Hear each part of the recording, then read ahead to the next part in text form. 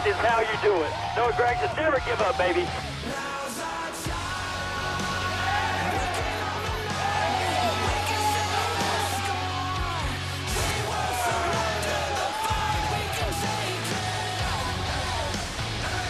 Ty Gibbs has won here at the Kansas Speedway.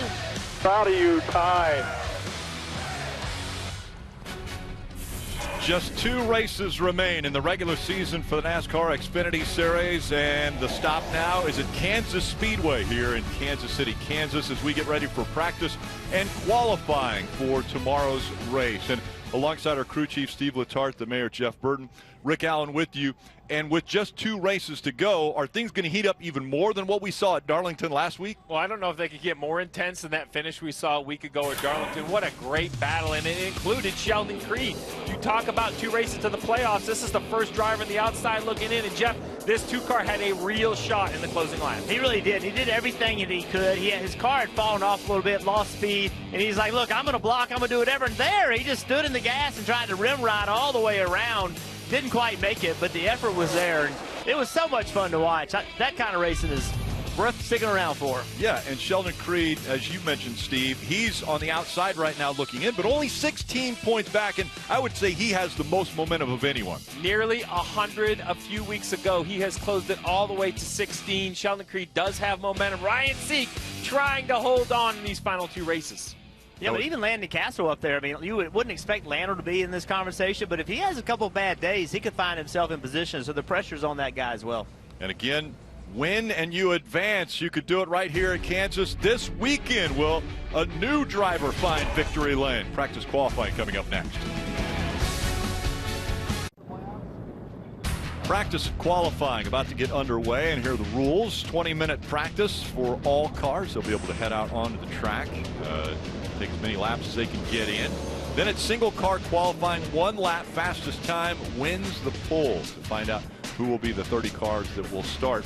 39 are on the entry list, so 1 will end up going home at the end of the day. On pit road and in the garage area, Parker Kligerman. Hey, Rick, how you doing? Great. Glad to be here. Yeah, I just hopped out of the truck, and one of the things that stuck out to me about this racetrack today, with about a 90-degree ambient temp, is the lack of grip. It was really interesting. I mean, this place normally has grip, and it starts to sort of take the tires away from you, but really today was one of the slickest I've ever experienced. I was talking to some of the Xfinity drivers who said they were getting that same feedback from some of the truck drivers they were talking to, where maybe for 2 laps it has the grip, but then it's from there it just starts to really become slimy and greasy. So it'll be interesting to see how these teams deal with that and try to set up these race cars, especially as you go over the long run, where we know you'll go to the top, but what race cars can sort of make the bottom work or that middle, right? That's one of the things I want to look for in this practice, and you can make it happen in these 20 minutes.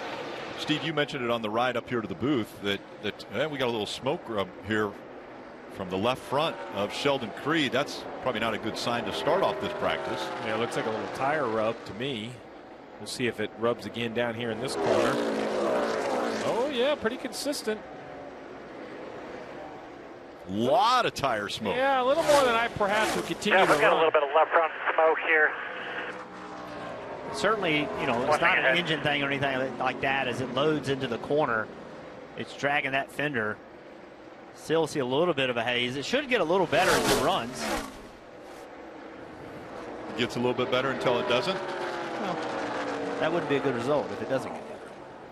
Steve, I was mentioning the temperature. You had said, you know, normally we would come here in October and it's cooler, but a little bit of a warmer ambient temperature, meaning the track's going to be a little bit warmer. Crew chiefs and teams, what do they have to do to prepare for this surface? Well, I think the surface is the key, right? There's going to be a lot of fall off as we continue to see this 2 run, the smoke dissipating on that left front. Like Ty Gibbs, who's top of the board, you know, first lap to second lap, there's almost a half a second fall off.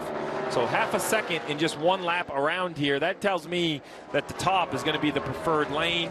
The temperature being warmer is only going to make the top even better. So I think that's the real key. It's just going to be overall less grip, which means you're going to have to be better on the long run and be able to move around. Looking at Justin Allgaier. And Allgaier already 3 wins on the season, Parker. Well, first of all, guys, does it bring you back, especially you, Steve, to the Gen 5 era, watching that 2-car clear itself on the fender a little bit? You know, the Twisted Sister used to have the tires so close to the fender at times, and then would sort of put that fender back up. That was pretty interesting. But you mentioned the lack of grip, and that's the thing that really stuck out to me in trucks, and I think we'll see it here. Just over these 20 minutes, how much rubber this tire is laying down. It was excessive. I mean, you see it on the bottom as you watch Justin Allgaier run the bottom. Eventually, you'll have to move up because the rubber lays down, and it becomes so greasy, you just cannot get the grip down there. It's pretty interesting, these higher temperatures, to see how Kansas is sort of evolving in that sense compared to what we've seen later in the year, like you mentioned. Well, I don't know if it's running the bottom that's hurting the pace, but this pace on Justin Allgaier is nowhere near what we'd expect out of the 726 fastest right away. A left front tire rub as well on this car. You see that's kind of the top of the fender that's touching, I think, with the outermost corner of the tread. Kind of that tire tipped out at the top, so it kind of rubs at that point. But that 7 car, Jeff, pretty far off. I mean, he's 26 on fast lap. I thought maybe he just missed the one good lap, but lap 3 and 4 weren't much better. Yeah, I watched him through the corners, and he never was able to get to the bottom. Never got the car on the white line. Early in the run, that seemed like what everybody kind of wanted to do, is to run the very bottom. He never could get his car to go where he wanted it. Riding along here with Riley Herbst. See right now, he had a good run last week, got in a wreck, had a speeding penalty, went to the back, wrecked in front of him, he got into that wreck. He now went to the top on lap 5 of this run. Man, I love listening to a guy run the top. Listening to that throttle. That's a really good lap. So that's important information, right, Steve? So remember, these cars, they don't have timing and scoring inside the car. And you're trying to gauge yourself, obviously, against your competition, right? And lap 6 ran a 32 flat. And I don't see anybody that ran anywhere near that speed. So when his crew chief spotter said, hey, that was a really good lap, that's a comparison to the other guys. And whoa, spin in front. Maybe trying to come to pit road, but the 78 slides at Stephen Parsons. I don't know if he meant to come to pit road, but that's where the car decided to Be gentle driving through here on the splitter. Got one coming next to you, you're clear. Run to the bottom, that 78 looked free on corner exit, Jeff. Yes, it did. You just heard the conversation from Parker talking about how these cars It just went sideways, like I was half throttle. so low grip. He said he was half throttle. Yeah, you see it's already around right there. Fortunately, no real damage. Didn't really hit anything, but there's no rear grip. Here you see the back sliding, sliding, sliding. Hurt sees it, but he kind of breathes it just to make sure he's going to go down the racetrack.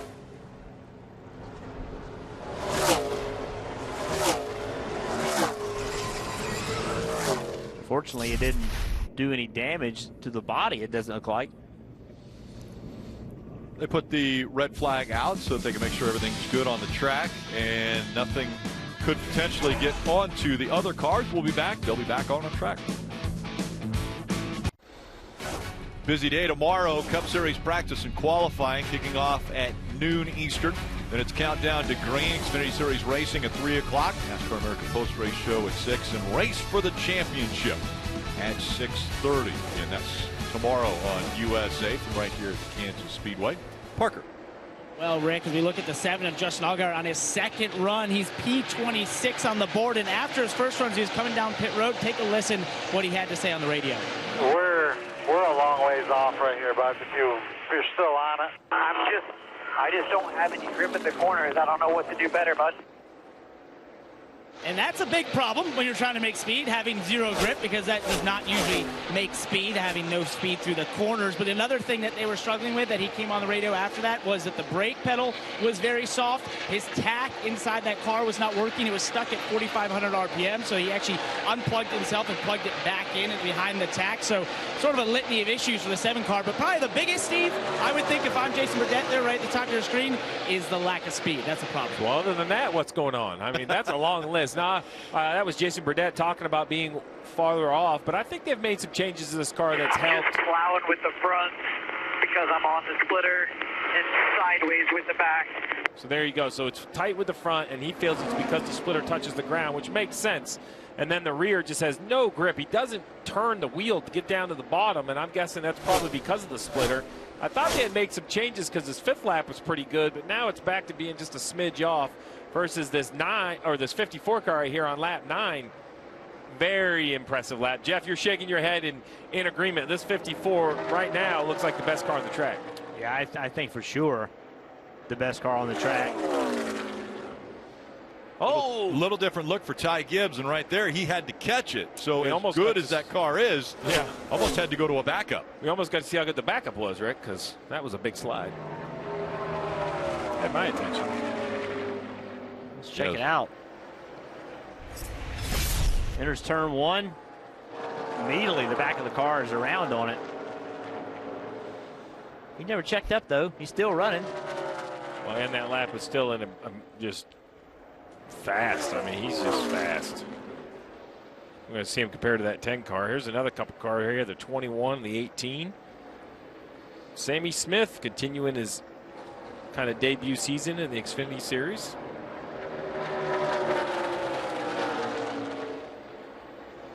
And again, the Xfinity Series didn't run here in the spring, so this is the first time that they will be on track if they weren't involved in the Cup Series earlier.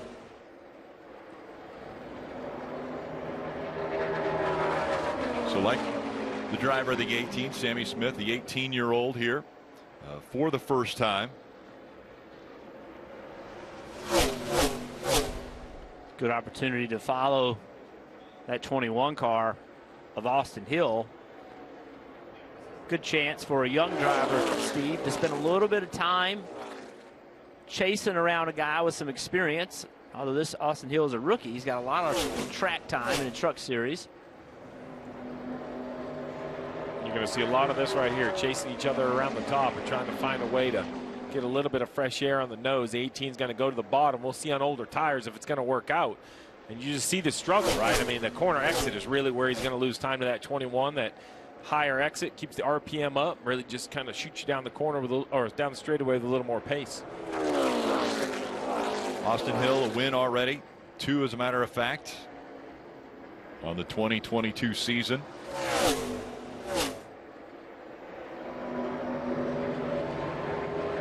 So I wonder right there, Austin Hill saw him run the bottom and how much better the 18 was. I wonder if Austin Hill was just he's coming in this time, just trying to clear the way.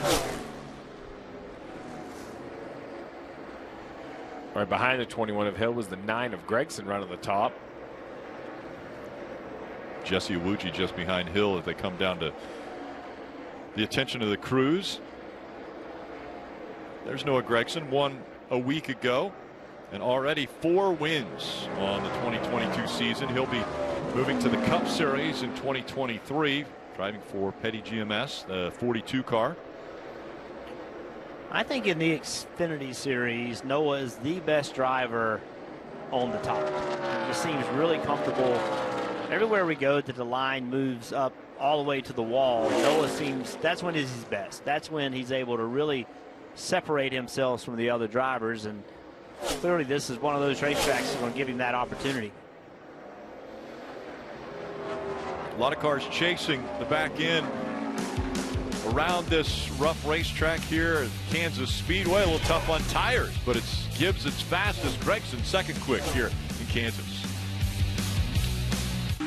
Back at Kansas Speedway as practice and qualifying. The combined sessions underway here for the Xfinity Series. Again, just 2 races remain until the playoffs begin. Brandon Jones running that high line, a very familiar line for him here. And Victory Lane has become very familiar also. 2 times out of the 4 races that have been run here, the last 4, he has been in Victory Lane. Well, that lap he just ran right there was pretty impressive. 23rd lap, a 33.16. Compare that to his teammate Ty Gibbs. He just ran a 33.40 on 1 lap fewer tires. So Brandon Jones right now is the fastest driver on the racetrack. Parker. Well, Jeff, and you and I were just talking as we were watching his onboard here under break, and just how much this car can move around. If you watch as he goes down to 1, he's going below that 35 right now. But his line, running the top, he can kind of be a little lower and run the seam. He could also run right next to the wall, and he had a really high entry in the high line into 1 that's just really impressive, because to me that just is indicative of a car that's really secure on entry. You can trust it. When you have that here, you have a lot of speed, and that's what he's showing us. He's now pitting, of course, as we start to talk about him, but I think that's that showed me that that car is really good aside from just the lap times. We mentioned his success at this 1.5-mile racetrack.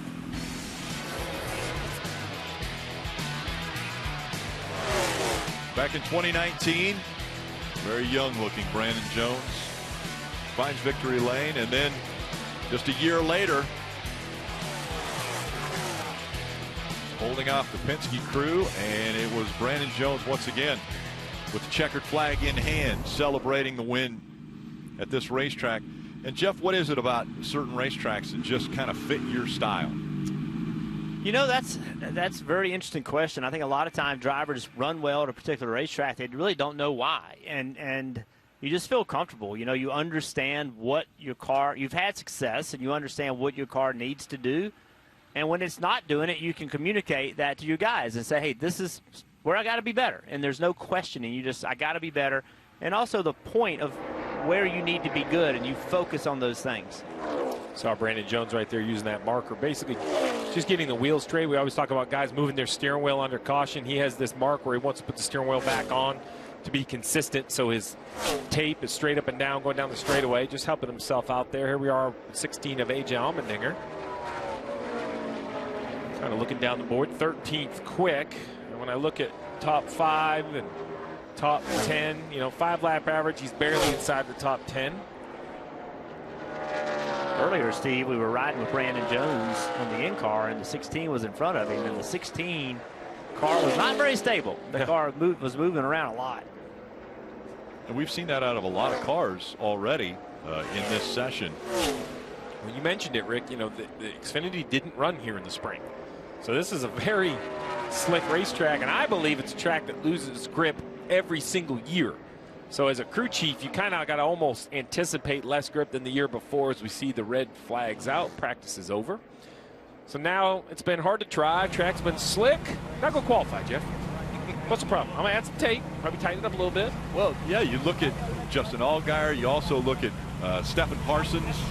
Not a good practice for those two. So what do? Would you go out there and you go as fast as you can, wide open? And Stephen Parsons has his work cut out for him, because he really essentially didn't get a lap. I mean, he got 1 lap, but he ended up spinning out.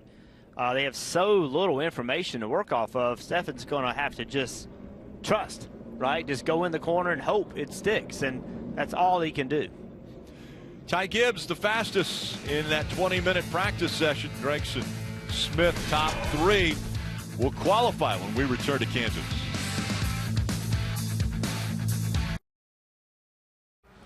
The NTT IndyCar Series is so fortunate to have the season finale, the championship decider, at such a beautiful location in the Monterey Bay region of California, and we are ready to go. Hi folks, Lee Diffie along with Townsend Bell and James Hinchcliffe. It's all to play for. It really is. One of the closest battles we've ever had in the IndyCar Championship. 5 contenders still in the mix. 2 Ganassi drivers, 3 Team Penske drivers.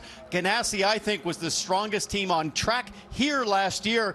But this guy, Will Power, who comes in leading the points, struggled with mechanical issues, and the best Team Penske finish was 7th with Joseph Newgarden. So they've got their work cut out for him. But you know who's been quick here, guys, is the Ganassi team. And Scott Dixon is going for a record-tying 7th championship. We've seen him claw his way from behind before. I'm looking for Scott Dixon to maybe take that record win. Could he tie AJ Foyt for 7 NTT IndyCar Series championship victories? We will find out.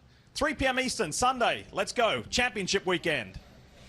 It's going to be a busy day because we'll be in action here in Kansas as well on USA. Countdown to green at 2 o'clock. 3 o'clock Cup Series playoffs from Kansas. And again, you can do the double screen experience because the IndyCar Series will be on Peacock as well. So you can watch us here on USA at 3, as well as the IndyCar Championship on Peacock. And then at 6:30, NASCAR post-race show, NASCAR America post-race show, as well as Race for the Championship at 7 p.m. Top 10 from practice, just getting concluded, was Ty Gibbs, Noah Gregson.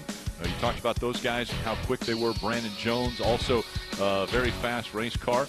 Right there in the top 5, Sheldon Creed. Stand by with Parker. Right, Rick, and just 1 week removed from that awesome finish at Darlington. It came so close, but let's focus here first. What were you experiencing out there? It looked a little slick. Were you happy with this race car? It's got potential, which is a good thing. When the truck guys were qualifying, I came down here and talked to a few of the guys I know and just tried to pick their brain. I asked you what you thought of the track, and everyone said loose and slick.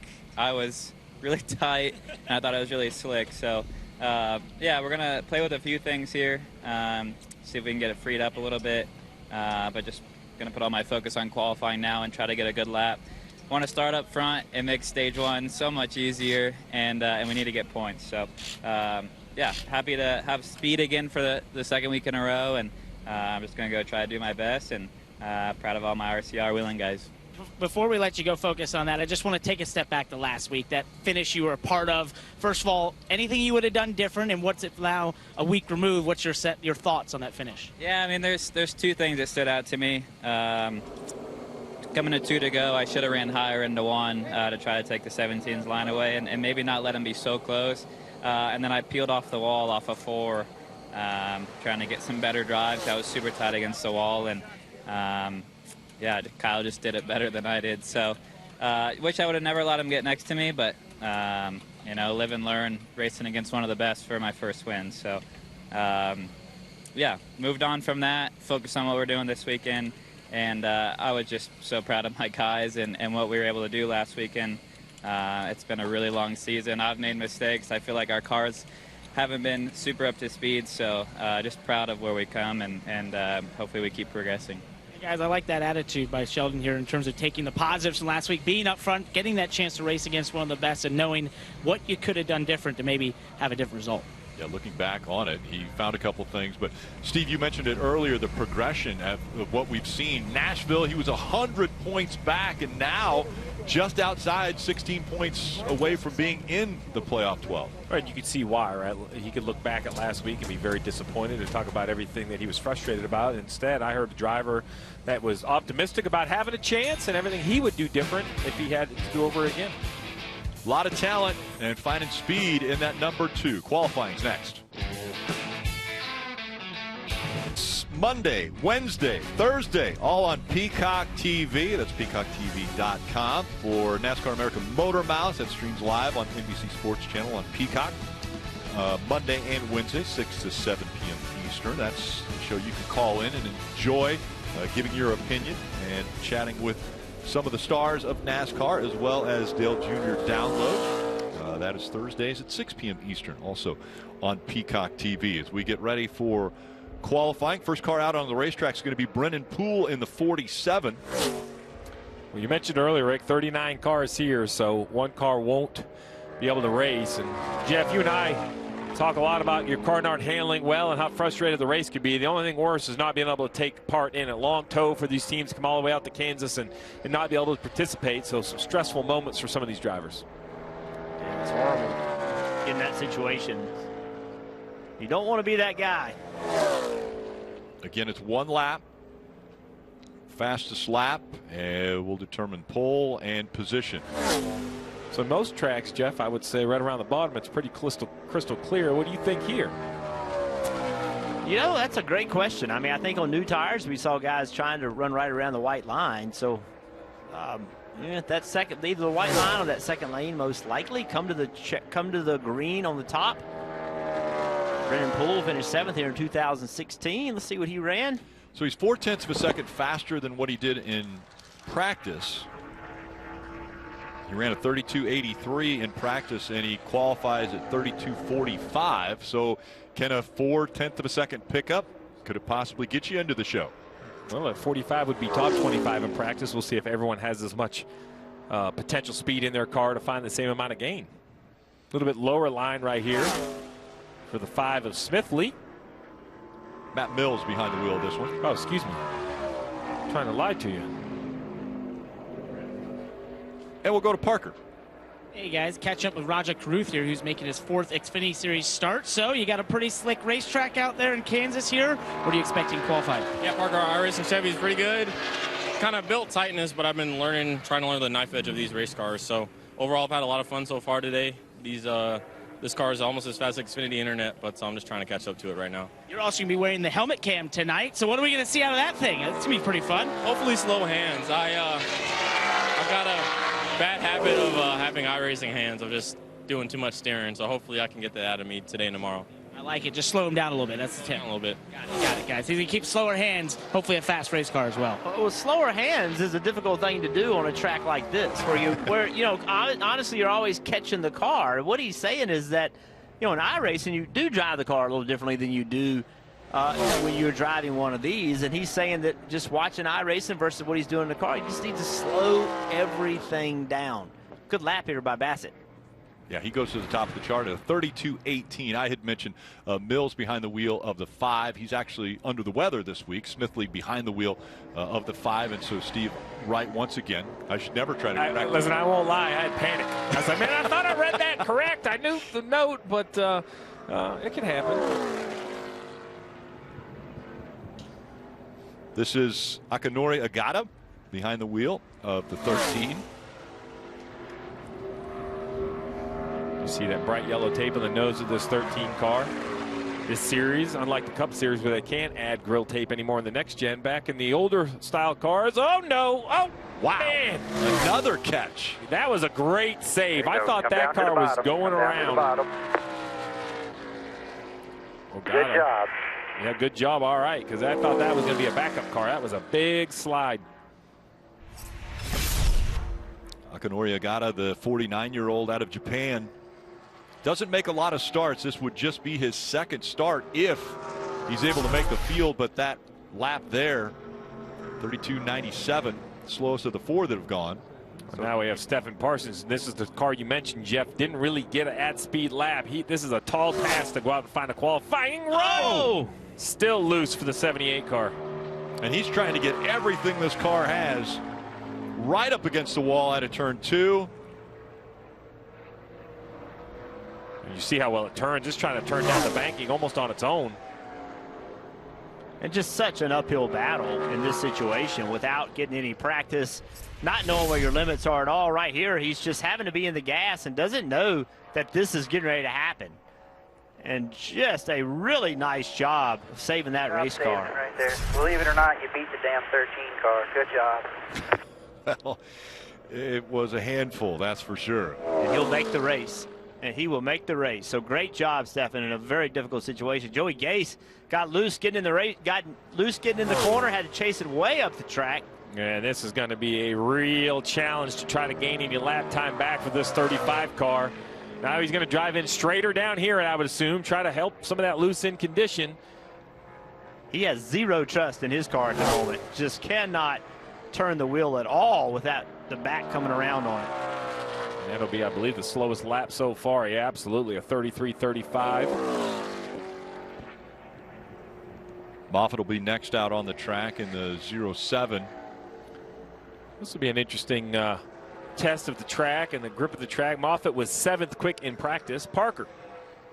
Hey, catching up here with Anthony Alfredo, and we're watching these laps and some of these really loose race cars. What did you just tell me it is? What is it? Oh, this is what we live for. It's nice and slick out here, a lot of tire wear, and long run's going to be key tomorrow, and that's been our strength this year is long run speed and tire strategy. So hopefully that's what it comes to for us. Just need to get our first phase Chevy as fast as Xfinity Internet, and we'll be able to fight again. What line are you going to run here in qualifying? I don't know yet. I haven't decided. If I did, I wouldn't tell you. Okay, got that. Yep. And if you have the chance, check out Anthony Alfredo's social media, his Instagram post from about a week ago, I think it was. There was a truck, a semi-truck, that was filled with Alfredo sauce that got hit on the interstate, and it sprayed it all over the interstate. And Anthony Alfredo was on there with his reaction, and it's actually very classic. So a lot of fun with him. We see the 34 out here. It says Awuji on the windshield, but that's actually Kyle Weatherman that's behind the wheel of the 34 today. See a little bit of smoke off that left rear. Didn't do it in this corner. No, and a tidy line right around the bottom. 1 and 2 didn't look good. 3 and 4 looked much better. 1 and 2 looked pretty eventful. Let's see what he does. Quick lap, 31.77 for Kyle Weatherman.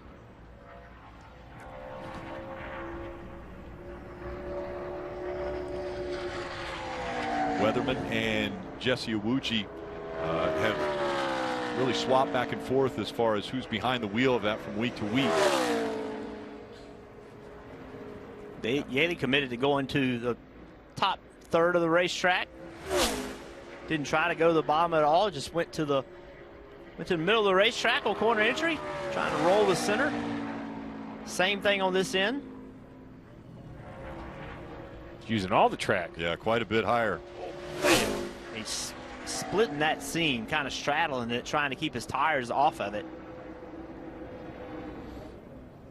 Yaley goes fourth quickest at a 32.22. Qualifying underway for the Xfinity Series.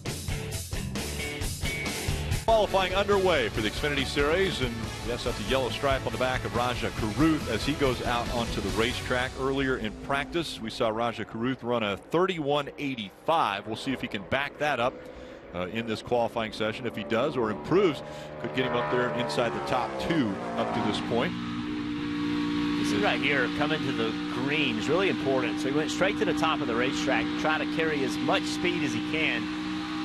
You want to get to the start-finish line, trips the timer right now. So you want to be carrying as much speed into turn 1 as possible. That's why they run that top. We wanted quieter hands. Let's see. I'm going to let you judge it, Jeff. I mean, you can't just not move your hands at all, right? You have to respond to the car. See right there, he's just a little bit loose chasing the back of the car. If you're having to mess with the throttle, he couldn't just be committed to it like he wanted to be. I didn't think that looked bad. No. 32.19 for Raja Caruth. Parker. Myatt Snyder and I are watching that lap by Raja there. You're seeing a lot of these cars be pretty sideways, and you told me you're thinking you're going to go to the high side. Is that the case? Maybe not in this qualifying lap, but in the race, yes. It's going to be definitely something where you want to run the fence, which makes it fun. I love running the fence at these places. So hot slick racetracks, my favorite type of racetracks. So we got a pretty good VG products Chevy Camaro today. Might even be as fast as Xfinity Internet. So feel pretty good about the adjustments that Shane Whitbeck and the boys at Jordan Anderson Racing have made. But yeah, we'll see how it goes in the qualifying round and have a good race tomorrow. You got a top 10 here last year. This is a place that you mentioned you like. Does it suit you in that sense, being able to run up the fence and sort of have different lanes? Yeah, absolutely. You know, running right up against fence, you know, it used to be actually my worst attribute as a race car driver. In trucks, I had no idea what I was doing. I got to Xfinity cars and I just put my mind to it. I was like, all right, I'm going to figure it out. And I figured it out Homestead 2020 and then won the race the next year. So, yeah, I feel pretty good about it. It's one of my favorite racetracks, so I felt pretty good. We'll let you get in the race car and go qualify. Thank you. Parker, go ahead and get underneath your umbrella again. We want to make sure you're not too hot. I knew you were going to point this out, and I just want to mention that I'm using this umbrella here to conserve some energy, right, for the truck race tonight. You got a big race tonight, so I'm trying to not just bake in the sun for 2 hours and then go sit in a hot race car. Exactly. I think it's smart. That's exactly the words Cale Yarborough used to use. We need to have his cowboy hat on, right? I don't want to sit out here and bake in the sun. Of course. Yes. There's no coming back from that. No, I don't think he's going to be able to respond. I have no comeback. Sorry. When you use Cale Yarborough, there's nothing. Parker, nothing I know one thing. You are going to get everything there is possibly to get out of that race car tonight. There is no question Appreciate about that. Buddy. Thank you. Howie DiSavino III, the 21-year-old out of Chesterfield, Virginia. Just coming off the racetrack and fourth quickest for Howie. CJ McLaughlin now on track. Moffitt still the fastest at a 31.67.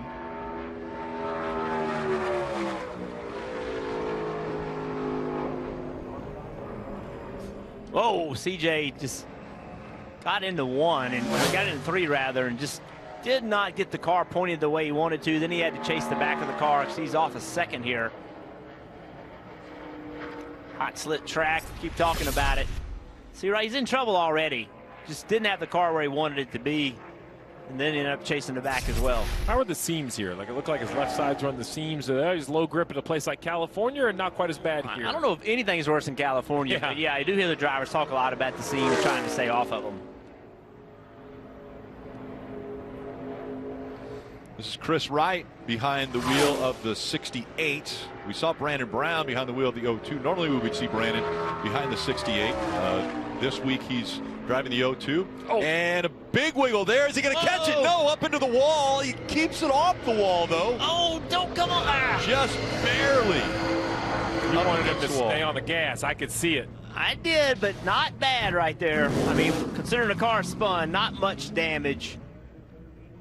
Yeah, he was in the throttle, keeping it off the wall. It's kind of like he had one big save, and then he just kind of got behind in the steering maybe when I watched this left front, right? There. And now I thought he was okay, and another big save, and then finally it just goes around, and you see the tires smoking in the throttle. And I think he had a chance, although maybe if it had stayed in the throttle, it would come all the way around to the left side. I don't know. Either way, not much damage. No, he, like you said, he just got, you know, car got loose, and he was just along for the ride. And right here, he's still in the gas and doing a nice job. And now he starts like, okay, I'm going to lock it down. And now the car gets up, just tags the wall. Not bad, though, Steve. I don't think that's by any means a backup or anything. So anytime you can spin it 1.5 miles and that's the amount of damage, I'd say you did a pretty good job. Yeah, oh, yeah, for sure. Again, a reminder to those of you that are Chris Wright fans, because of owner points, that car will be in the field later, even though it wasn't able to complete that lap.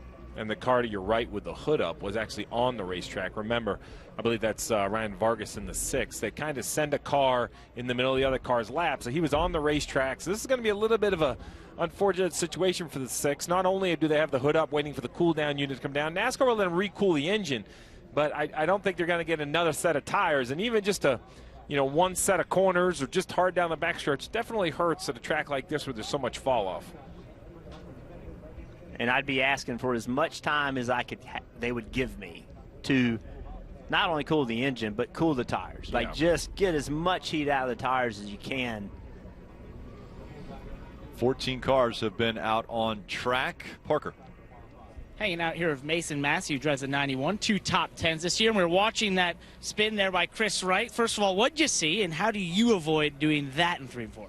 It just kind of looked like he got in a little free there and kind of washed up. Just went around on him, so hopefully we can avoid that. It's pretty good in practice, felt good. We adjusted on it.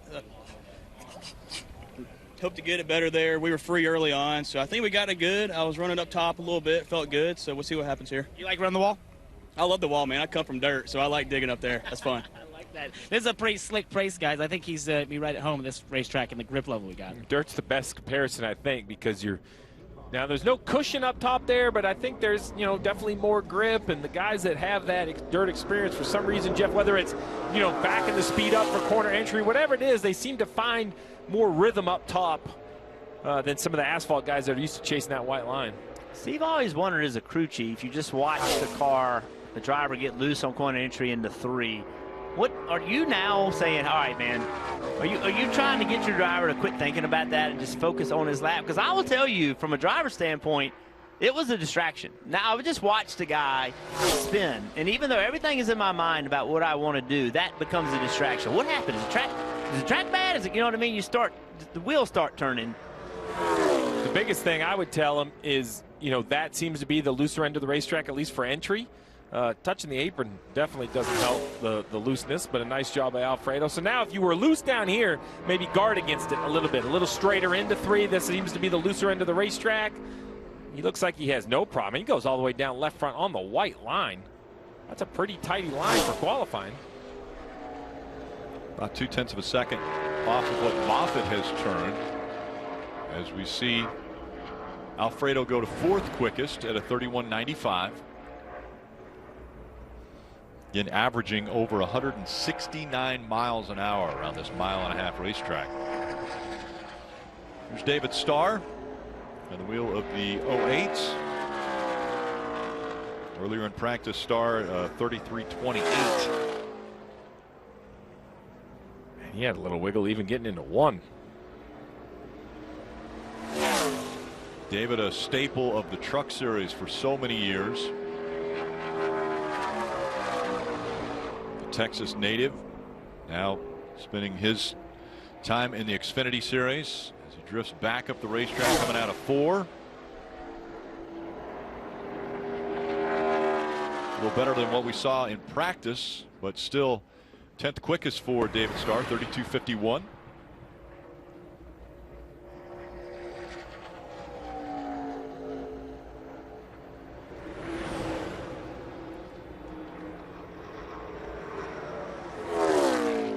Here's Myatt Snyder chatting with Parker just a few moments ago.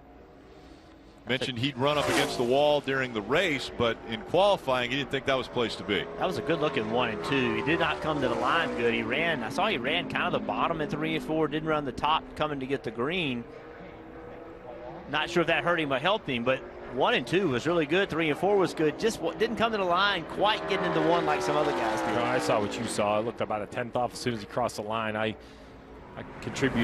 think the contributor to that is how he came through 3 and 4, but still he's 4th quick so far. About 0.3 of a second faster than he was in practice. Car looked good, and that's what I liked, is that, you know, a car that looks stable, that means it's good to drive, and that probably means it's going to race well. Josh Williams now out on the track in the 36. Josh, the 30-year-old out of Port Charlotte, Florida. Doesn't run the full schedule, but about 90% of the races.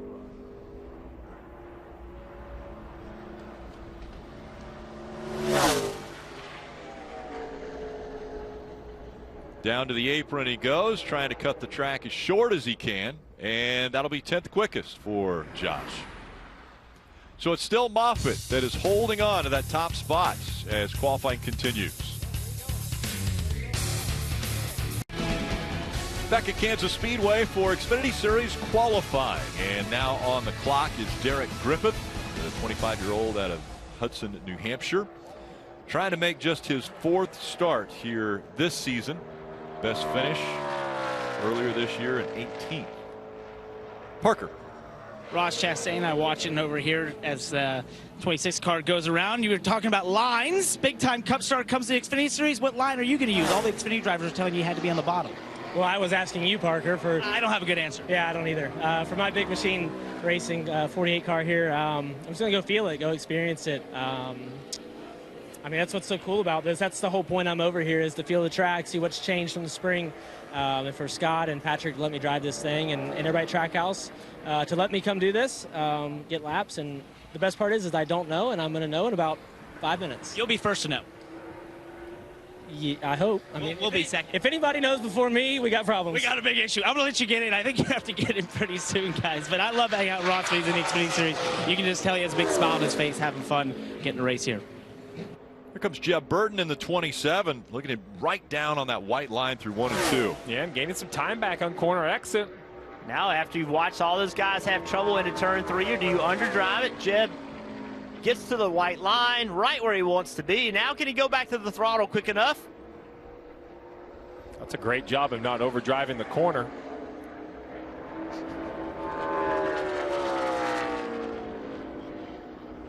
Oh, right behind Kyle Weatherman in the 3rd position.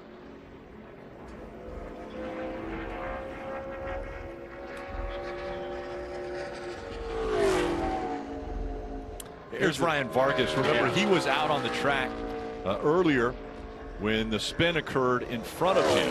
And so now Vargas is on the clock. We'll see how he does on this lap. And now, you know, you ask, what does a crew chief kind of tell your driver? Whoa, whoa, back it down, lock it down. Oh, boy. Let's hope he doesn't hit this inside wall. He's going to hit it. Oh, and hard. Gosh. And so the right side of that car destroyed.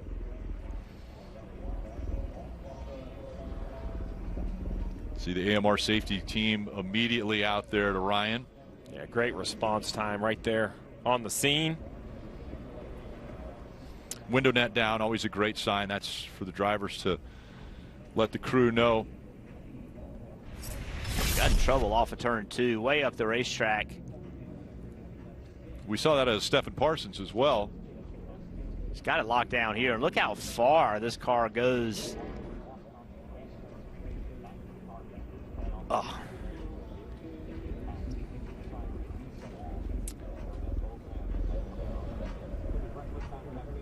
So tough, right? So he gets it locked down and starts to turn back to the right. You wonder if he gets off the brake, does it turn right, or does he just swap ends and back end? I don't know if it makes a difference at the angle he's traveling towards that inside wall. Man, hard hit. I'm going to set this team back a long way. This is a smaller team without a lot of resources. Just snapped loose on him. Yeah. So it was good to hear him on the radio. Again, he'll take the mandatory trip to the infield care center, and we'll be back when qualifying continues.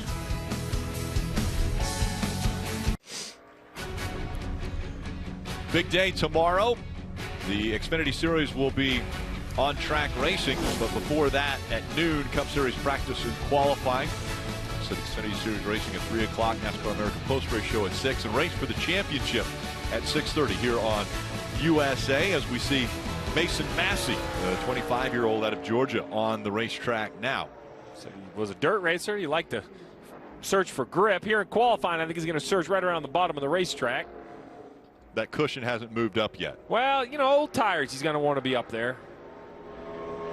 Turn 3, entry to turn 3 has been the trouble spot for most.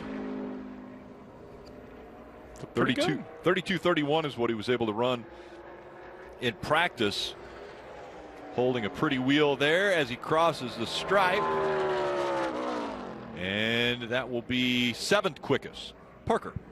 Brandon Jones, one of the fastest cars in practice, especially on the long run. Can you back that up in qualifying? Yeah, man, I really liked the way that our long run speed looked. Certainly as fast as Xfinity is. But, man, looking forward to qualifying here, too. We're just watching a couple guys spinning, so it's going to be an exciting one for sure. Maybe my heart rate will get out of that 60 range and get up to the 160 range here in a minute. But looking forward to it. I think we got a fast super for later. Let you get in the car. Yeah, thanks. Be a good test to see how good that lap is for the 07. Herbst basically tracking right on the same target. One advantage Riley had right there on his lap is he got to the white line, but he got to the white line in 3 a little bit later than some other guys. He had trusted his car to stay against the wall for a while and then turn down later. The danger in that, Rick, is if you don't ever get to the white line because you tried to arc it too much. But he did it right. I think Riley leaned forward at the line. Like, I literally think he leaned forward in his seat at the line. Well, yeah, you think you can make your car go faster that way? Like hop forward. That helps. Okay. I like it. Jeremy Clements and the 51 now on track. Solid 1 and 2 for Jeremy. Again, 2 races ago at Daytona, Jeremy, the winner of that race, but then in a technical inspection of the motor, went back to the R&D center. The win counting toward the playoffs was disallowed, but he still is credited with the win at Daytona. So he's still fighting to get into the playoffs for Jeremy Clements. And that appeal, it's been appealed. It's supposed to be heard this Tuesday, so we'll know more about where that ends up with the 51. Sammy Smith, he got right against the wall through 3 and 4 coming to the green. He is on the edge of the grip limit on this car. He is pushing it. You can see it moving around, but making good time. 2/10 of a second in the green, almost 3 now as he goes into 3. Oh, that is an impressive set of corners down there right to the white line. He's tracking up. I thought he was going to make contact. He's going to give a little back here on corner exit. Just went back to the throttle a little too quick. In 3, trying to get that speed and had to get up the racetrack. We'll see. That might be youth right there. I mean, that kid was going for everything the car could give him. Well, and it worked in 1 and 2. Youth had him way up down the backstretch. And, you know, I don't blame it on Youth, though. If you're going to sit on the pole, if you're going to be the fastest car here, you've got to be committed in the middle of the corner. He just ran out of the real estate a little bit. Chastain, he took a completely different approach. He went in the corner in the middle of the racetrack and then turned down and left on the bottom. 2/10 of a second off of what Sammy Smith, by the way, has the fastest lap up to this point. Ross never was able to get to the bottom in 3 and 4. Gonna cut this front straightaway. Big change, big transition going to that apron, but just trying to shorten the way around the racetrack. 3rd quickest for Chastain in a 31.56. Pretty interesting, the guy in the playoffs in the Cup Series running this race completely different race cars, drive completely different. And you heard him say he just wants to try to learn as much as he can about the racetrack. So we heard from Sheldon Creed. He talked about what qualifying well does for the first stage, and then he mentioned points. Starting up front, he could try to score some points. Here's the car just above the cut line. Ryan Sieg trying to do the same thing. Qualify well gives you a much better chance of being in the top 10 at the end of that first stage. Kevin Cowboy Starlin, the crew chief for Ryan Sieg, was the crew chief for Carl Edwards back when he was running the Truck Series. And Cowboy has just sang the praises of Ryan Sieg and the talent behind the wheel. And Ryan Sieg right now third quickest with that qualifying run, 31:47. Yeah, just a 10th off of Riley Herbst, and just a little bit more than that than Sammy Smith. Smith in a Gibbs car, Herbst in a Stewart Haas car. So Ryan Sieg, family-owned team, good lap. Here comes the 11 of Daniel Hemrick, and earlier today the announcement was made that the crew chiefs were going to be swapped for the 10 and the 11 team to try to figure out if they could find some more speed out of both of the teams. Yeah, so this week Daniel Hemrick will have Jason Chincheri on top of the pit box, the normal crew chief for the 10 of Landon Castle. You mentioned it, you know, the 10 and the 11, both without wins this year, both kind of down that line a little bit. And a good lap from Hemrick, goes to the top of the board by, man, a good 10th and a half. That's a great lap for Daniel. 31:17, and the fastest lap that was turned already today, Ty Gibbs in a 31:13. So we'll see if there's anyone with a little more speed here as we continue on with qualifying. Bailey Curie out on track now. And he went to that top. He ran all the way in 1 and 2 on the very top, like you will see all day tomorrow on older tires. Bailey choosing to do that right now on newer tires.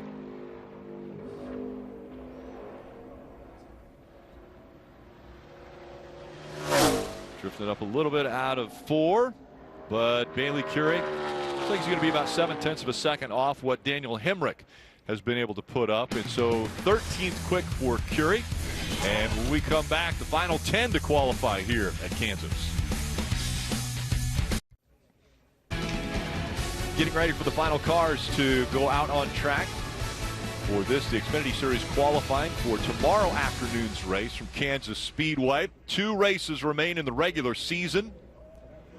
Landon Castle in line next in the 10. We talked about the crew chief change. Alex Yantz will be taking care of the crew chiefing duties for the 10 this week after that change.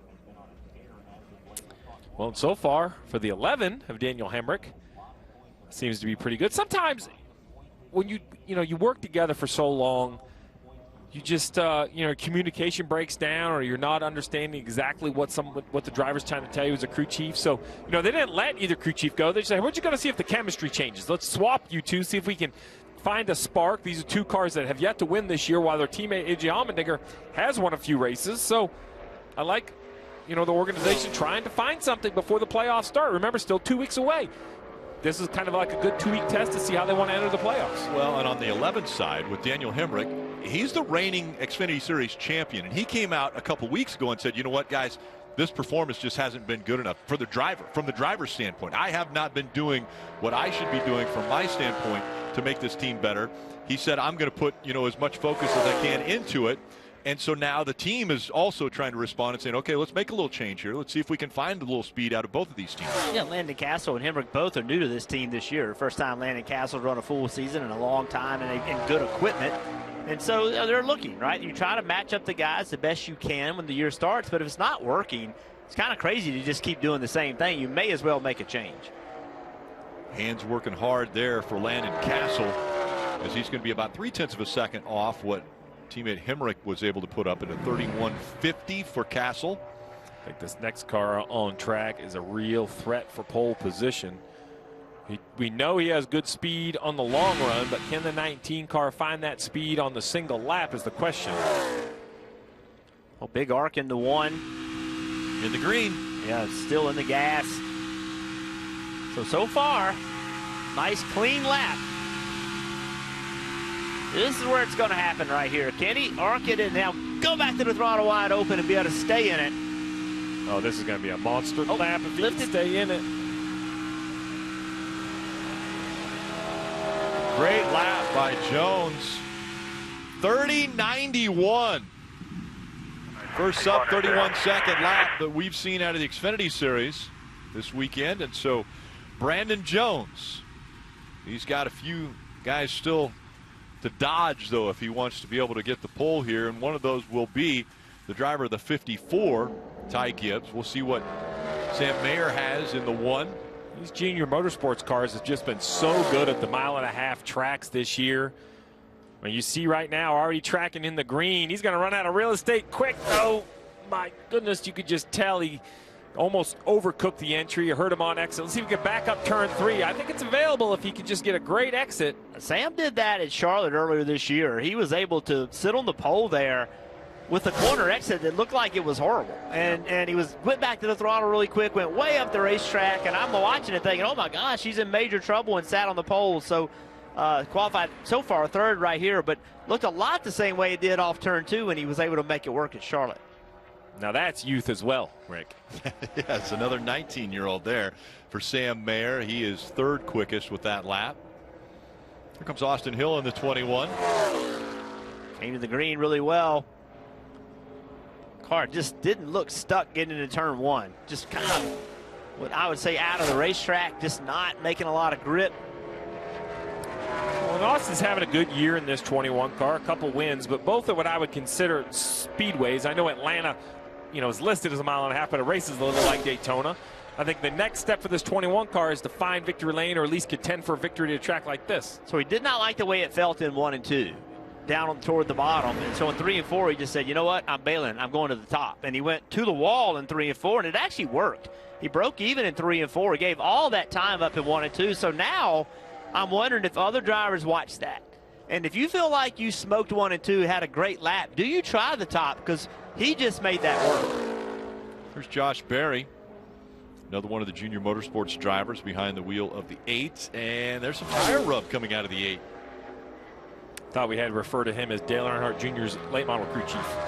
That's right, out of North Wilkesboro. An impressive finish there of third for Dale Earnhardt Jr. with Josh Berry. Back of that car looks nervous. It just does, right? I mean, Josh does a nice job. We heard Raja talking about quiet hands. I think what Josh does a very good job of is shows you quiet hands right there. Like he's not making big moves, but he also can't hustle it. He's also not making big moves back to the gas because he just knows the back of that car is just a little questionable. For Sheldon Creed. Sheldon went to the apron coming to get the green, trying to shorten the whole racetrack up. And stays right down, tried to get to the bottom of the racetrack, couldn't stay there through 1 and 2. Still pretty good. Yeah, still in the game. I don't mind giving the time up on corner entry if he can get it back on exit, but he just can't commit to the throttle hard enough. Just under 0.2 of a second off what we've seen out of Jones, but Creed second now at a 31.10. Well, we have a Joe Gibbs Toyota currently fastest, and here comes the final Joe Gibbs Toyota in the field today. The 54 of Ty Gibbs looked really good in practice. We'll see if that carries over for qualifying. He did the same thing, went all the way down to the apron on that lap, is up to speed lap, and then has lost a little bit of it there through 1 and 2. You just see how good Jones's lap is. Nothing looked wrong with that 54, but just slowly bled time versus the 19. But we know the 19 got out of the throttle in 3 and 4. If Gibbs can clean that up, can he have a better 3 and 4 and get on the pole? Right now, it's not happening. Well, it's coming back a little bit. Getting closer. Is he going to get there? Very close, but not enough. Oh, man, P2 at a 94. 3/100ths of a second. 3 and 4. Heard him tighten 3 and 4. Well, I'll tell you, Ty, that's the better way to be today. We've seen a few cars spin out, so tight was definitely the better side of the balance. But it's not over. I'm telling you, this 7, 16, and 9, 3 big heavy hitters. I know the 7 didn't have the practice they wanted, but I never count this team out. Yeah, 7 struggled through the 20-minute practice session. Talking about the splitter, hitting the racetrack. Thought the back end was loose on him. That kind of has that same nervous look, Jeff. Yeah. Out of all the junior motorsports cars, have had that look where the back just seems like it's a round on it.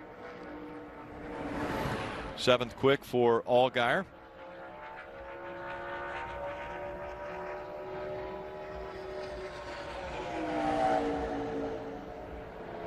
Now the last call-it car, the 16, A.J. Allmendinger, Chevrolet.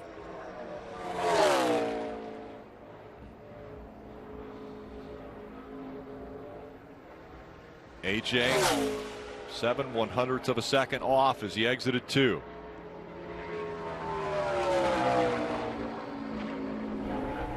Brandon Jones watching on. 0.2 of a second now. The difference as Allmendinger won't get there. Looks as though he'll start in the top 5 though with a 4th place qualifying effort. Now only the 9 of Noah Gragson still to take time. And that is going to be one of the tough ones to try to beat. He had a nice high 3 and 4 coming to the green, basically even.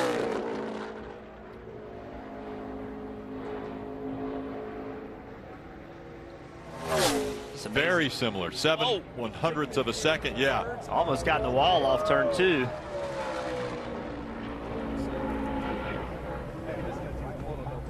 Leaves a white line early for the 9. It's going to be hard to get that momentum around the corner. It looks to me like Brandon Jones is going to have a big smile. He's done it. Noah Gragson is going to be 5th. So Brandon Jones, this will be their 2nd front row sweep of the year and their 4th here at Kansas with the Jones-Gibbs duo. But it's Brandon Jones with his 6th career pole. Parker. He's checking his heart rate down here. So did we get up there or not during that lap? 107, that doesn't seem like terrible, right? No, man, hats off to these guys. Back-to-back poles, a lot of speed these last couple of weeks. And good job, he was close, like 3 1,000ths or whatever it was. Super close, man. But no, this is a good start here. These last 2 weeks have had a lot of speed in our Toyota Supras. And so looking forward to tomorrow's race, man. Everyone knows that this is a track that we enjoy and like a lot. Raced really well here and have had speed in the past. So see no reason why we don't go out here tomorrow and lead a bunch of laps and win this race. You mentioned how successful you have been here, how good you guys were in practice. You just seem to have a ton of confidence right now. And with back-to-back poles, what does that do for you guys just in terms of the decision-making and approach to the race? Yeah, it's great. I mean, even though we're kind of late into the season here, we still haven't quite started the playoffs, you know? So there's a lot of racing left to be done, and I think that finally now getting to where we are, I hear a lot of guys, they peak too soon and try to get there too soon. I mean, this is a great start for us, and still pretty early here in these playoffs, like I mentioned. So I think that this is a great time to now be transitioning to try to stay up front these races, sit on the pole like we're doing, and then go lead some laps. You mentioned how close your teammate was. What are you expecting tomorrow between you two? It's going to be tough, you know. I'm going to have to go back and really look at some front row restarts and really, you know, see what lanes and stuff was working. I have a good idea of what to do on the starts, but Ty's tough, man. I mean, he's not going to be just giving it to me, that's for sure. So we'll have to race hard for it a little bit, and then typically this track does spread out, but the racing actually is really good. I mean, the bottom is going to be probably the preferred groove, I would have to think, to get going, but we know that top lane is going to come in at some point too. So it's who gets up there and has enough speed to do it. I think there's going to be guys that get up there too soon, but then you don't want to be the last guy up there either. So balancing that out is going to be key for tomorrow's race. Congrats to the pole. Thank you, guys. Starting grid rolling across the bottom of the screen. Brandon Jones, you see there, Ty Gibbs coming over to congratulate him. They will start 1 and 2. And the 13, Akinori Ogata, the only car that won't make it into tomorrow afternoon's race from this qualifying session. But Brandon Jones, the best start he had here before was in 2019 and 2020, where he started second and he won both of those races. Now he starts on pole. Have a new favorite? I mean, you saw him earlier. Brandon Jones on track, looking strong. I think he's a favorite to win this race. When I looked at long run speed, old tire speed, he had the fastest race car, and then he followed it up with some short run speed sitting on the pole. If I just look at lap times, I see Brandon Jones, that 19 car, they're the favorite. And I do believe the 54 is going to be good, and the 9, last week's winner, he knows how to run the top, and I just think, you know, while they did run long in practice, they're still only maybe a third of a way through what we're going to see for a run tomorrow. These cars are going to continue to lose grip. And don't count out that 2. Sheldon Creed, right. They have been coming on strong, qualified again inside the top 5. I think that 2 car also a little bit of momentum. we've mentioned three teams really strength-wise. You had just mentioned the two, Austin Hill and the two, RCR, coming on, looking like there's a lot of strength there. But really, when you go to an oval, pretty much this entire season, we have said that's Junior Motorsports. I mean, they have been the dominant team on these ovals. Can JGR upset them? I wouldn't even call it an upset. I know that Junior Motorsports has been good, but Kansas is a little unlike the others. The grip level, the surface, this place is different. I think that's what makes this series so good. Jeff, you've mentioned it since we came on air all the way back in Nashville. The Xfinity Series has more depth than ever. There are 15, 16, 17 cars that could go out there, lead laps, and have a chance. Yeah, and you talk about Junior Motorsports. They're starting 10th, 9th, 8th, 7th. You know, they're all right there, so they're not far back. But in practice, I just don't think they had what they needed. They got to get the back of their car settled down just a little bit for this racetrack when the tires wear out. So much happening in this sports town. On Sunday, countdown to green at 2 o'clock, 3 o'clock. Cup Series playoffs from Kansas. It's the middle race of round one for the Cup Series and the playoffs. NASCAR America post-race show at 6:30 and race for the championship at 7. But for the Xfinity Series, tomorrow it will be Cup Series practice and qualifying at noon, countdown to green at 2:30, and then racing, where Brandon Jones will bring the field to the green flag at 3 o'clock. A lot of hustle in this practice and qualifying session. A few cars getting sideways, even up into the wall. But in the end, it was Joe Gibbs Racing who put together the best performance as Brandon Jones grabs his first pole here at Kansas. And Ty Gibbs will join him in the front row for all of that action. Coming up next on USA, it's Chicago Fire.